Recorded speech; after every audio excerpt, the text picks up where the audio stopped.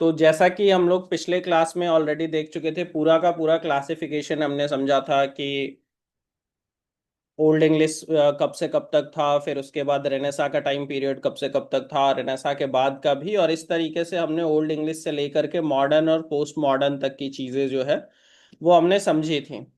इस क्लास में हम which is the basic the beginnings of the beginning of the history of English literature, और which is from the old English period, उसको हम लोग थोड़ा सा समझने की कोशिश करेंगे। तो the first thing that you need to understand is, ये जो यहाँ पे लिखा हुआ है क्रेवन, CRAVN, मतलब ये 5 अलग अलग तरह की ट्राइब्स इंग्लैंड में एग्जिस्ट कर रही थी। आपको ये समझना होगा कि इंग्लैंड उस समय एक ऐसा आइलैंड हुआ करता था, और जिस टाइम पीरियड की ये बात है, तो बिफोर क्राइस्ट एरा की बात है, और उस समय ट्राइबल पॉपुलेशन ही हुआ करती थी। और आज की जो इंग्लिश है और उस टाइम की जो इंग्लिश है, दोनों एक दूसरे से इंटायरली डिफरेंट है। बहुत ज़्यादा कनेक्शन नहीं है, ये चीज़ आपको क्लैरिटी रखनी होगी। तो सबसे पहले ये जो क्रेवन है, इसका मतलब समझते हैं। सी रेफर्स टू केल्ट्स। ये जो केल्ट्स हैं वो वहां तक 55 BC तक थे, and Celts were the original inhabitants. ये जो केल्ट्स थे यही वहां के ओरिजिनल इनहैबिटेंट्स थे। केल्ट्स में दो अलग अलग टाइप की ट्राइब्स थी, एक जिसको हम ब्राइथन कहते हैं, दूसरा जिसको गेल्स कहते हैं। ये ब्रिटेन टर्म जो है वो इसी ब्राइथन से इमर्ज हुआ है, इसी ब्राइथन से ये ब्रिटेन टर्म आपका इमर्ज हुआ है। एक जो ऑब्जेक्टिव क्वेश्चन बन सकता है वो सिंपल सा ये कि who where the original inhabitants in England. So it was the Celts, it was the Celt tribe which is considered to be the original inhabitants, मतलब सबसे पहले वहां के जो मूल निवासी थे वो केल्ट्स ही थे। सेकेंड इज कि फिर वहां पे कौन आए, तो सबसे पहले आए रोमन्स। ये अगर आप क्रोनोलॉजी के पॉइंट ऑफ व्यू से देखो तो ये चीज भी इंपॉर्टेंट बन जाती है कि पहले कौन आया और बाद में कौन आया। आप क्रेवन याद रखेंगे तो बहुत क्लियर रहेगा। तो सबसे पहले केल्ट्स, ओरिजिनल इनहेबिटेंट्स, फिर वहां पे रोमन कन्क्वेस्ट हुआ, मतलब रोम के लोगों ने इंग्लैंड को एक्वायर करने की कोशिश की, और ये चीजें हुई 55 BC से लेकर के 407 AD तक। Then comes the Anglo Saxon invasion. देखिए, दो चीज यहाँ पे टर्म लिखे हुए हैं, एक है कन्क्वेस्ट और दूसरा है इन्वेजन। कन्क्वेस्ट का मतलब होता है कि डायरेक्टली अटैक किया गया वहां पे और उसको कनकर करने की कोशिश की गई। इन्वेजन इज कि लोग वहां पे माइग्रेट होकर के आए। एक तीसरा टर्म भी चलता है विच इज माइग्रेशन। इन्वेजन और माइग्रेशन का जो अंतर है वो ये है कि if migration is done with a purpose to rule that particular land, that is invasion. अगर कंट्रोल करने के लिए, पावर इस्टेब्लिश करने के लिए जो माइग्रेशन हो उसको आप इन्वेजन कहते हैं। तो एंग्लो सैक्सन इन्वेजन हुआ, मतलब दो ट्राइब्स एंगल और सैक्शंस इंग्लैंड पहुंची, और उनका पर्पस ये था कि वो वहां पे रूल करना चाहते थे, अपनी अथॉरिटी, अपनी पावर इस्टेब्लिश करना चाहते थे। उसके बाद आपको जो तीसरा है विच इज फ्रॉम 787 AD, जो लगभग 8th सेंचुरी तक आते आते हो गया, वो है वाइकिंग इन्वेजन। वाइकिंग नाम की एक ट्राइब्स है, ये लोग आए। वाइकिंग्स, अगर आप देखना चाहें तो Vikings is a very popular series. पूरा का पूरा वाइकिंग इन्वेजन कैसे हुआ था, तो एक बहुत पॉपुलर सीरीज है नेटफ्लिक्स पे, you can watch it also.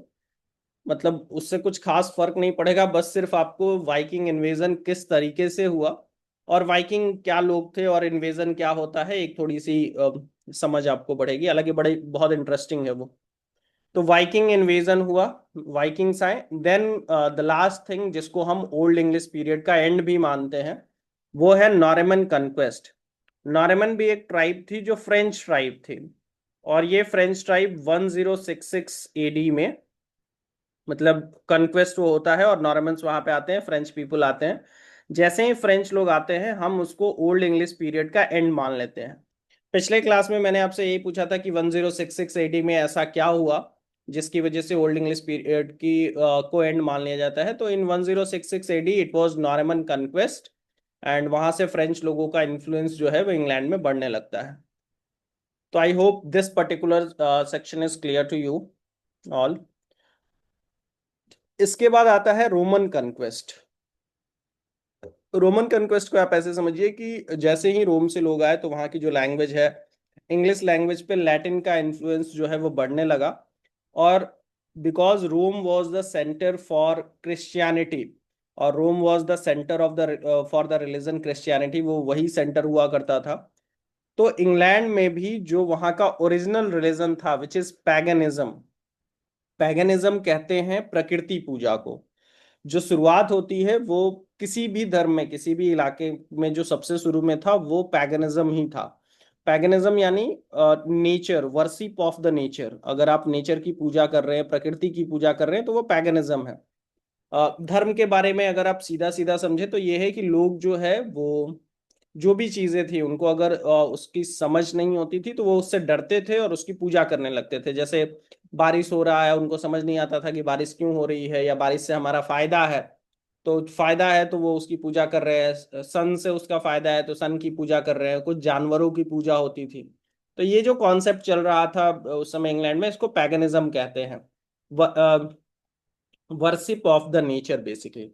तो अब पैगनिज्म जो है वो धीरे धीरे पैगनिज्म की जगह अब जो है वो क्रिश्चियनिटी आने लगी। और एक चीज और आपको समझना है, जैसे ब्राइथन से ब्रिटेन टर्म इमर्ज हुआ था जब एंग्लो सैक्सन इन्वेजन हुआ, तो वहीं से ये टर्म आया एंगल लैंड, जो आगे चल करके इंग्लैंड हो गया। और उसके बाद एक बहुत बड़े लेवल पे माइग्रेशन इंग्लैंड में होता रहा, एक नेशनल माइग्रेशन होता रहा, जिसमें जिसको पार्टली इन्वेजन भी कह सकते हैं। मैंने आपको माइग्रेशन और इन्वेजन में जो डिफरेंस है वो ऑलरेडी बता दिया है। माइग्रेशन मतलब लोग एक जगह से दूसरी जगह लोगों का मूव करना। पर्पस होता है better opportunities and services. Invasion में पर्पस होता है कंट्रोल इस्टेब्लिश करना, पावर इस्टेब्लिश करना, अथॉरिटी इस्टेब्लिश करना। That is the difference between migration and invasion. तो इंग्लैंड में माइग्रेशन भी होते रहे, इन्वेजन भी होते रहे। और जो वहाँ के ओरिजिनल इनहेबिटेंट्स थे जिनको हम केल्ट्स कहते हैं, उन्हीं को, जो इंग्लैंड का माउंटेन वाला रीजन है, जो सबसे टॉप का रीजन है, वो वेल्स नाम की जो उस रीजन को वेल्स कहते हैं, उसी रीजन में केल्ट्स को ड्रिवन कर दिया गया। तो जो ओरिजिनल इनहेबिटेंट्स थे उनको उन लोगों ने भगा करके वेल्स रीजन की तरफ मूव करा दिया गया। तो एक ये बेसिक इंफॉर्मेशन इसमें थी। Just give me a minute. मैं यहां तक समझ लिया। Celts were driven to mountain area Wales. किसी का कोई क्वेश्चन है यहां तक तो आप पूछ सकते हैं, या चीजें आपको समझ में आ रही है ना? Anybody want to ask something?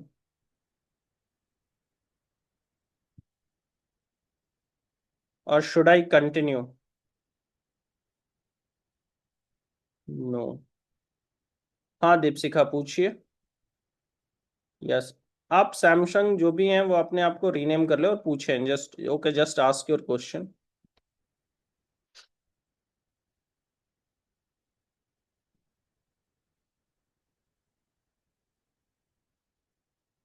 बताइए, आप बोल के भी पूछ सकते हैं, ऐसा कुछ नहीं है। इट्स सिंपली लाइक, यहाँ तक चीजें क्लियर है ना?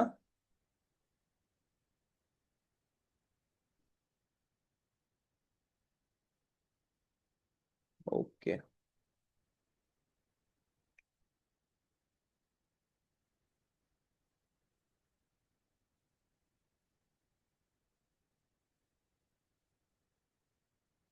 Okay, all right then. तो देखिए ये अब यहाँ जो आगे का पार्ट है, नेक्स्ट पार्ट इज कि एक कैरेक्टर आता है जिसको हम किंग आर्थर कहते हैं। किंग आर्थ मतलब इंग्लैंड का उस समय राजा कौन था, तो he is suppose to be king Arthur. अब ये बहुत ही डिबेटेबल कैरेक्टर है। किंग आर्थर रियल में एग्जिस्ट करता था नहीं करता था, क्योंकि बहुत सारे ऐसे लिटरेरी टेक्स्ट मिलते हैं जिसमें किंग आर्थर का जिक्र है। तो we have a lot of literary text in which King Arthur has been mentioned, but still there is a debate that whether he existed really or not, तो या फिर ये सिर्फ एक फिक्शनल कैरेक्टर था। हाँ, रोमानियन किंग ही है, but इसके कैरेक्टर को लेकर के डिस्प्यूट है। जैसे लिटरेचर के टेक्स्ट में तो मिलते हैं इसके बारे में, और प्रॉपर जैसे जो उस टाइम का जो भी डॉक्यूमेंट्स है, जिसको आप हिस्टोरिकल डॉक्यूमेंट भी अगर आप कहो, तो वो प्रॉपर हिस्टोरिकल ना होकर के वो लिटरेचर का भी कंसिडर कर लिया जाता है। तो उसमें जो कैरेक्टर्स क्रिएट किए गए हैं, जरूरी नहीं है कि वो हो। तो अलग रिसर्च का टॉपिक है कि किंग आर्थर वास्तव में था या नहीं था।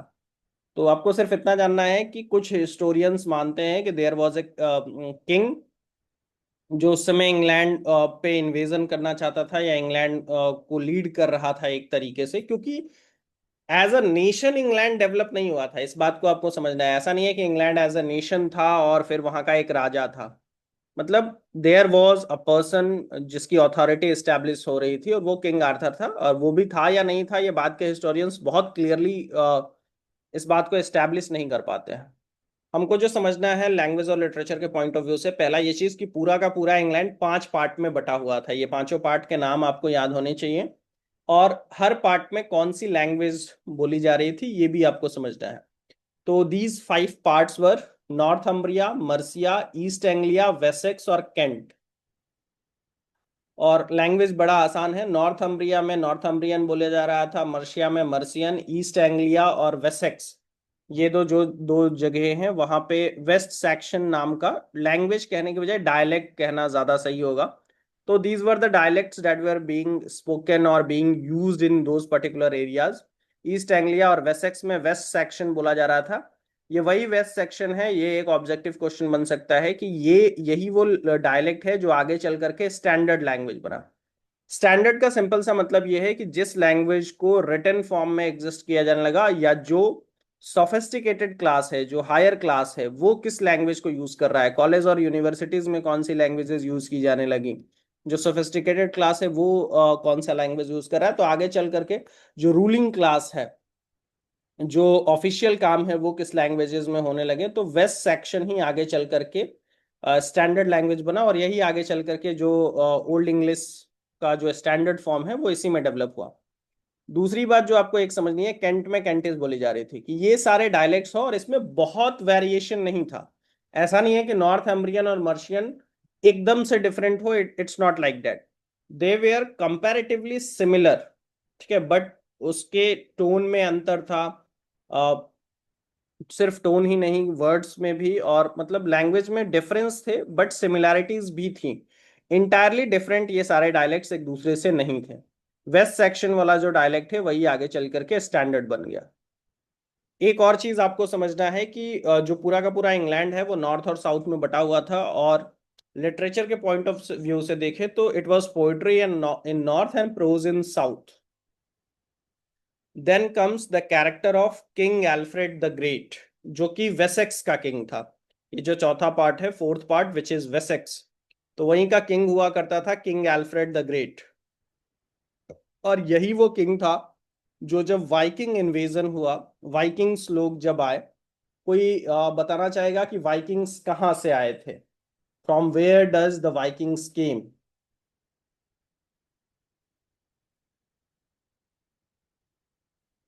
Anybody would like to answer? कोई बताना चाहे?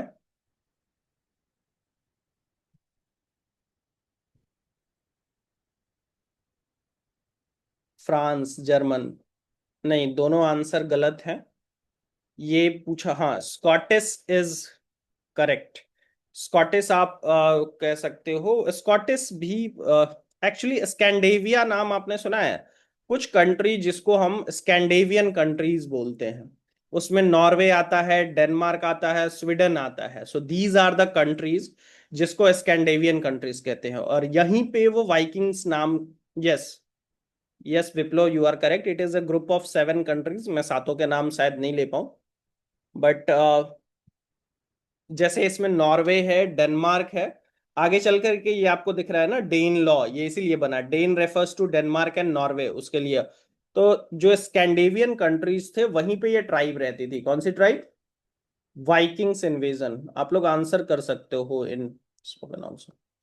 तो वाइकिंग ट्राइब जो थी, वो इन्हीं स्कैंडेवियन कंट्रीज से थी, जिसमें डेनमार्क, नॉर्वे, ये सारी कंट्रीज हुआ करती थी, स्वीडन, ये कंट्रीज हुआ, और यहीं से ये लोग आए थे। तो जब ये इन्वेजन हुआ, at that time the king was king Alfred, और इसी ने उस ब्रिटिश आर्मी को लेड किया। और ये एक ऐसा राजा था जिसने आर्ट, एजुकेशन और लिटरेचर को बहुत ज्यादा एनकरेज किया। ये आपको एक बात समझनी है। Now comes 876, toward the end of 9th century, जिसको आप मान लो डेन लॉ आया। डेन लॉ का मतलब ये है, England falls on Dane and Norway. 878, आपको सिर्फ इतना जानना है कि 876 में एक डेन लॉ आया, और डेन लॉ डेनमार्क और नॉर्वे को लेकर के था। एंड उसके बाद जो end of Anglo Saxon age माना जाता है वो 1066 एडी है, क्योंकि नॉर्वे से एक आर्मी आती है और नॉर्वेजियन आर्मी के द्वारा बार बार, अब ये जो 1066 एडी में नॉर्मन कन्क्वेस्ट हुआ, नॉर्मन्स कहाँ के थे ये तो सारे लोग बता सकते हैं। नॉर्मन ट्राइब जो थी वो कहाँ की थी? Anybody would like to answer?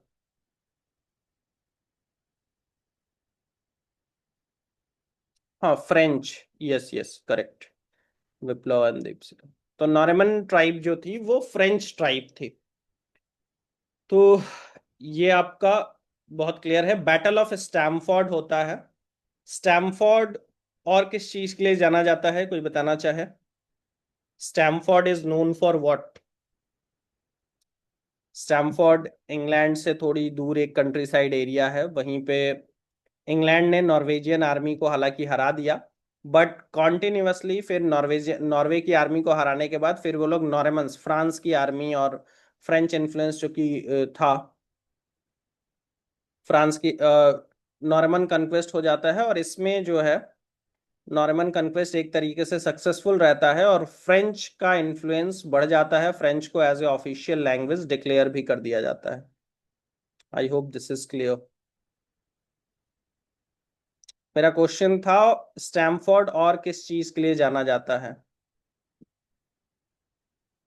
King of Normandy versus Germanic tribe. Stamford का विलियम शेक्सपियर से कोई लेना देना है, कोई बताना चाहेगा? या exactly, Shakespeare was born at Stamford, उनका जन्म जो है वो स्टैमफोर्ड में ही है।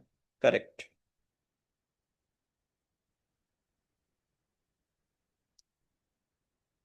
तो नॉर्मन कॉन्क्वेस्ट 1066 एडी में होता है और इसको हम that is considered to be the beginning of middle English period.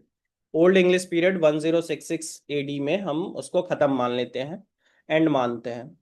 But we need to understand कि ओल्ड इंग्लिश पीरियड में क्या चीजें चल रही थी, जो 499 या 450 से लेकर के 1066 एडी तक है। तो what was the things that we are going on in literature, in the terms of literature and in the terms of history? तो पहली चीज जो है वो ये है कि it was the age of manuscript. ये टोटली एक तरीके से मैन्युस्क्रिप्ट का एज था। मैन्युस्क्रिप्ट रेफर्स टू कि कुछ भी ऐसा जो रिटन प्रिंटेड मटेरियल आज के तरह होता है वैसे नहीं थे। वो पूरी तरीके से जो लेखनी थी वो पत्थरों पे और बाकी चीजों पे जो होती हैं उस तरीके से ही थे।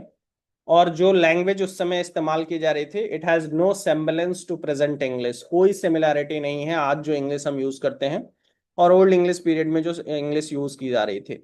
So it is almost like a foreign language. आज के डेट का कोई बहुत अच्छा भी इंग्लिश का जो जानकार हो वो ओल्ड इंग्लिश को पढ़ करके नहीं बता सकता है। और एक चीज ध्यान रखिएगा, कई बार जो शेक्सपियर की टाइम की इंग्लिश है उसको भी ओल्ड इंग्लिश बोल दिया जाता है, but it is Shakespearean English और वो थोड़ा डिफरेंट है, वो इस लैंग्वेज से भी डिफरेंट है। क्योंकि शेक्सपियरन इंग्लिश फिर भी समझ आती है जिसमें दी दाऊ और बाकी चीजें जो यूज होती हैं। बट ओल्ड इंग्लिश पीरियड की जो इंग्लिश थी, it is almost like a foreign language. Literature जो था वो ज्यादातर ओरल था, रिटन था ही नहीं। रिटन में थोड़े बहुत मैन्युस्क्रिप्ट थे। प्रोज और पोएट्री दोनों एग्जिस्ट करते थे, बट उतना ज्यादा लिटरेचर हो ऐसा नहीं कहा जा सकता है। तीन major kind of three major kind of subject matter. पहला है रिलीजन, जिसमें पैगनिज्म और क्रिश्चियनिटी दोनों थी। क्रिश्चियनिटी के आने का कारण रोमन कॉन्क्वेस्ट ही था, as you all know that.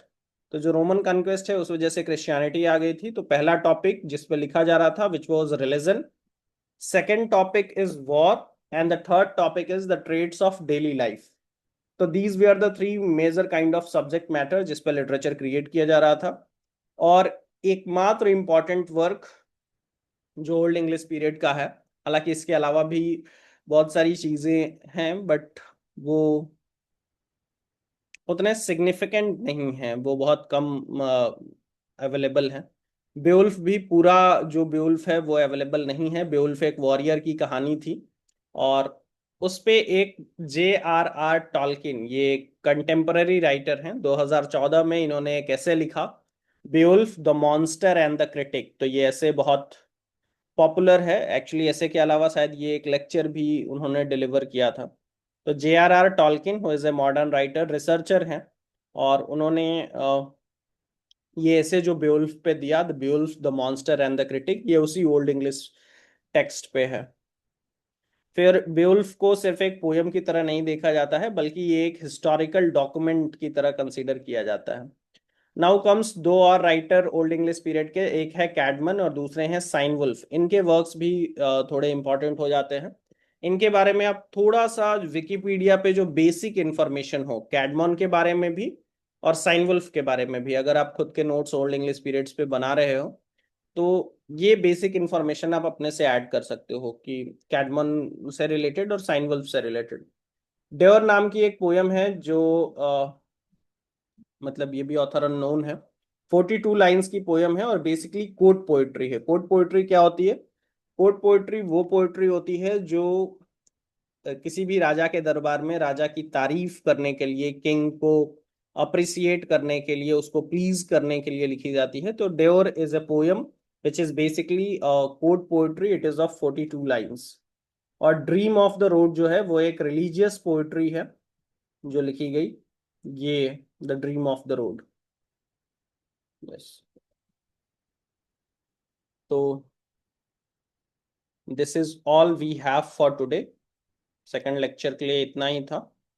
किसी को कुछ भी आज की क्लास से रिलेटेड पूछना है तो आप पूछ सकते हैं। Let me just stop the